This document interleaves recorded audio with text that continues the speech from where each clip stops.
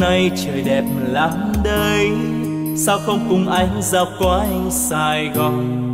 Vi vu trên xe qua khắp nẻo đường, ngắm phố phường ta luôn mến thương. Sài Gòn của mình bao nhiêu quán xá, là có bấy nhiêu món ngon thật ngon, là có biết bao nhiêu lựa chọn, là nỗi đắn đo hôm nay ăn gì. Sài Gòn dịu dàng gom bao nỗi nhớ, đi đến nơi đâu cũng mong về mau. Thương lắm quan quen đôi ta vẫn hẹn, yêu lắm những con đường ta từng qua.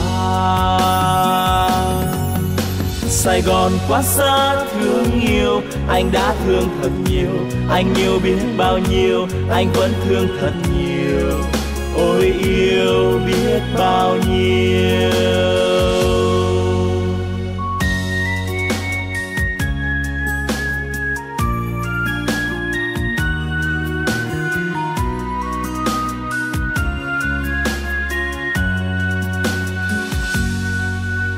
Hôm nay trời nhiều nắng ấm, sao không cùng nhau dạo quanh Sài Gòn.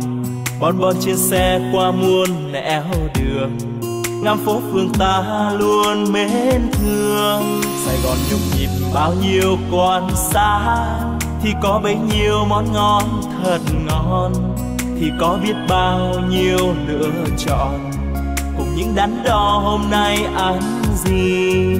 Sài Gòn nồng nàn gom bao nỗi nhớ, đi khắp nơi đâu vẫn mong về mau. Thương lắm quan quen đôi ta hò hẹn, yêu lắm những con đường ta đã qua. Sài Gòn quá xa thương yêu, anh đã thương thật nhiều, anh yêu biết bao nhiêu, anh vẫn thương thật nhiều.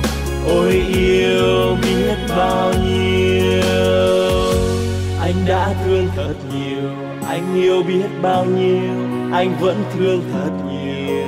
Ôi yêu biết bao nhiêu, anh vẫn thương thật nhiều. Ôi yêu biết bao nhiêu.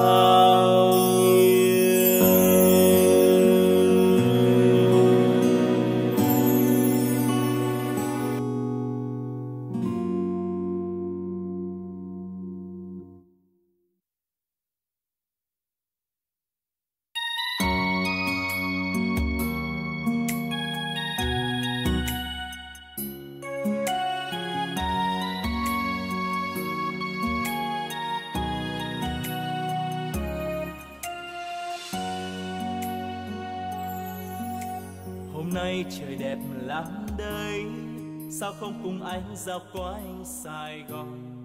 Vi vu trên xe qua khắp